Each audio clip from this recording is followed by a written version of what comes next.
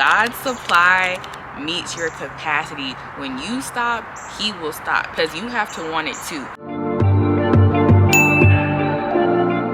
Hey y'all, it's Ken and welcome back to my channel. If you are new here, my name is Kennedy, and on this channel I vlog and document navigating life in my 20s while living for Christ. And you are watching another episode of God's Girl Talk, or GGT, where I come and sit down with y'all every Wednesday and just share whatever the Holy Spirit downloads on me and wants y'all to know. I was really excited to film today's episode because I was reading my Bible, and I've been in Kings, and I transitioned from 1st Kings to 2nd Kings, and so I came across the story of the widow, or the poor widow, and I read, and it's a short and sweet story, but very powerful.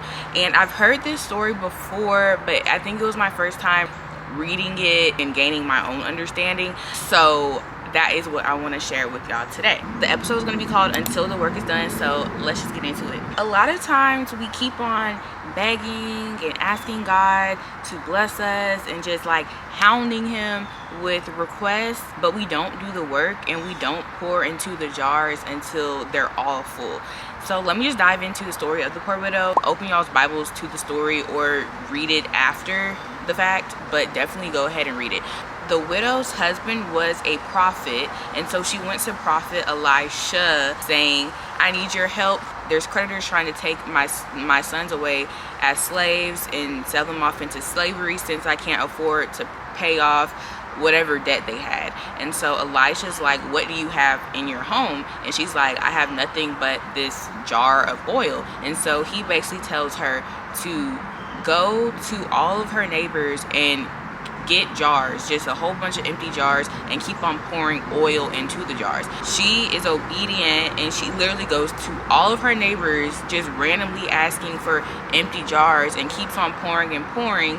And she asks her son, she's like, okay, get me another jar, and he says there is none. And so then the oil stopped pouring. That's when the oil finished pouring. Elisha said, okay, so now take these jars of oil, sell them, get the money that you sold them for to pay off your debts, and then you and your son can live off the rest. So I just thought that was so powerful, and I'm just gonna get into the main talking points, or the main lessons, to explain why. Firstly, God will meet you where you're at. God knows who you are. He knows you in greater detail than you know yourself. So he knows what you have. He knows what you don't have. He knows all the qualities that you lack or resources that you lack. And so he used the one and only resource that this woman had, which was a jar of oil. That was the only thing she had in her home. Think about the things that you have.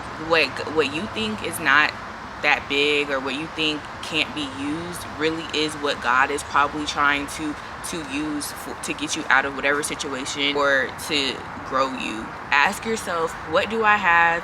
What skills do I have? What resources do I have? What people do I know that are tangible to me that God might have been pushing me to use, but I just acted out of maybe fear, maybe embarrassment, maybe shame, just pure doubtfulness. He will meet you where you're at, because we all have to start from somewhere. And you know, some people are starting maybe a little lower than others in the sense of resources. Like, some people are coming from the bottom of the bottom. Well, God's gonna use what you have at that bottom. Number 2 is blessings come through obedience. And of course there are other things that are involved in the mix, but in this circumstance, she needed great faith and great obedience. In the story, she didn't even question Elisha when he said borrow and keep on pouring, even though she didn't have enough oil in the jar to pour into each other jar. But if you keep on questioning God in things that may not make humanly sense, it's kind of like, okay, you can spend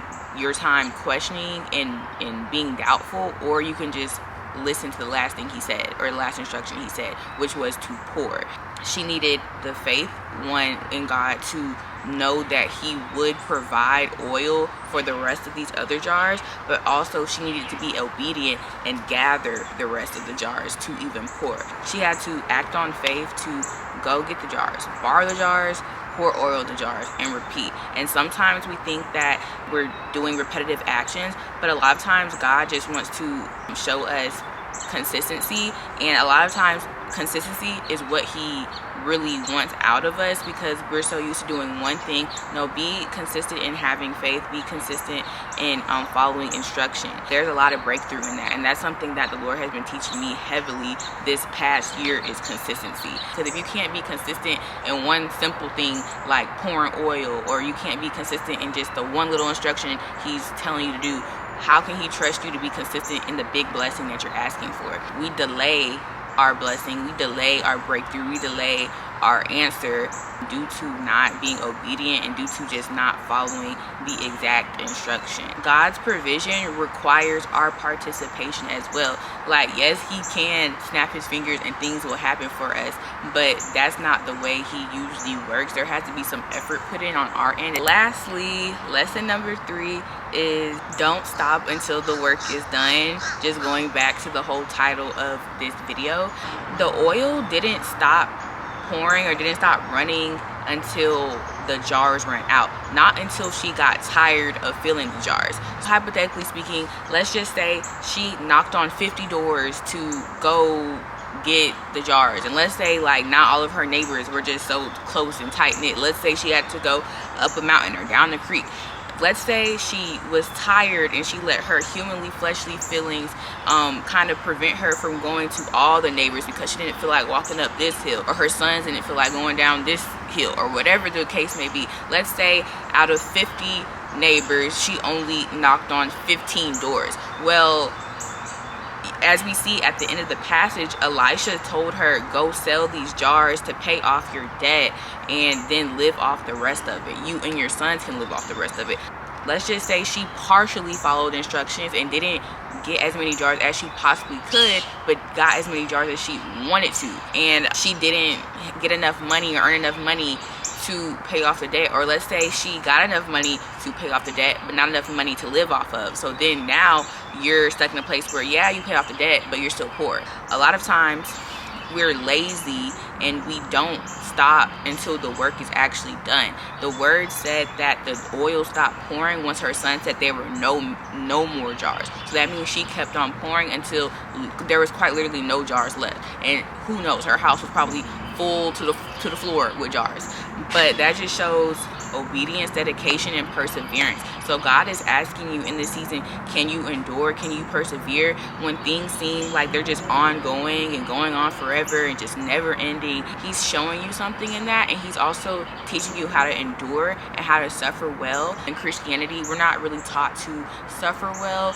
We're taught that, oh, the Lord blesses you and your life is just so good with Christ. And that's just, yes, it is great and it is better. It's the better decision that you could make in your life, but also it's very hard and it's very taxing at times, and because you're constantly gaining new knowledge and God is constantly going to bring you up to a new level. There's no stopping, you know.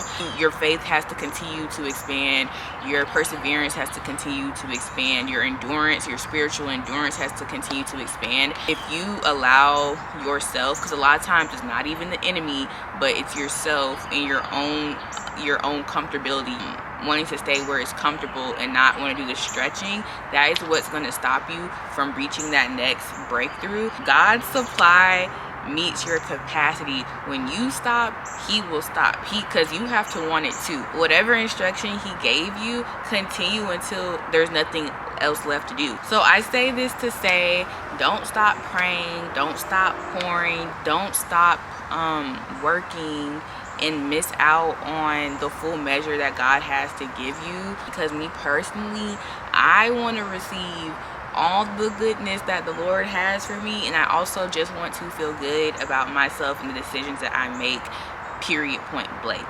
And that pretty much wraps up this video. And the only thing I have left to ask is, are you still pouring, or did you put down your jar too soon? And if you did, that's okay. You can always pick it back up. Don't forget to like, comment, and subscribe to your girl, and I will see y'all next time. Bye.